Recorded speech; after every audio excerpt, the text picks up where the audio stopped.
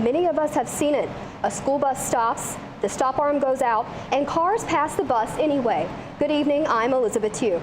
And I'm Kristen Lee. Thanks for joining us. Every day, drivers who break this law put kids at risk as they get on or off school buses. Susanna Black is live at the school bus lot for Chapel Hill Carrboro City Schools. Susanna, there are major deterrents in place, but are they working? A $500 fine and 5 points on your license. You think it would be enough to get drivers to stop when kids are getting on and off the bus.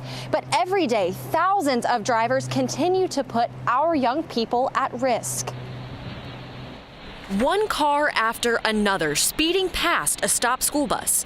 Watch closely as this child crosses the street. The driver almost runs him over. Oh my God. Drivers struck and killed 13 North Carolina children during the past 15 years. There was a car that was not paying attention and almost hit a child. Robin Small says in her 20 years driving buses, she's seen hundreds of drivers blow right past the bus's extended stop arm.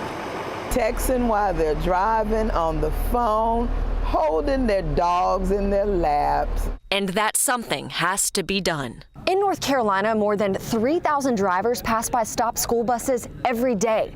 But officials say that cameras like this one can help identify those drivers and slow down this growing problem. The stop arm camera.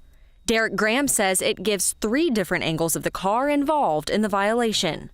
Our state law requires that we be able to identify the motorist, the person that's driving that car. Without that image, there's no case. So if 13,500 buses on the road in our state every day, why do only 400 to 500 of those have stop arm cameras? That's only 3%.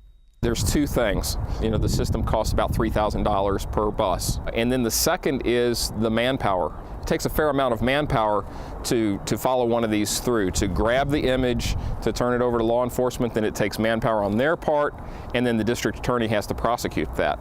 Graham says the solution doesn't rest with the technology on the buses, but with the people breaking the law. When you're using the stop arm camera, it's after the violation has already taken place, right? And then it's too late. If there's a child out there, once it's taken place, it's too late. Now, knowing when the restriction begins is crucial. Anytime the bus comes to a full stop, the stop arm is completely extended and the lights are flashing. You have to stop and can't start again until the bus begins to move. Kristen? So important to be responsible behind that wheel. Susanna Black live at the Chapel Hill Carrboro City Schools bus lot. Thanks, Susanna.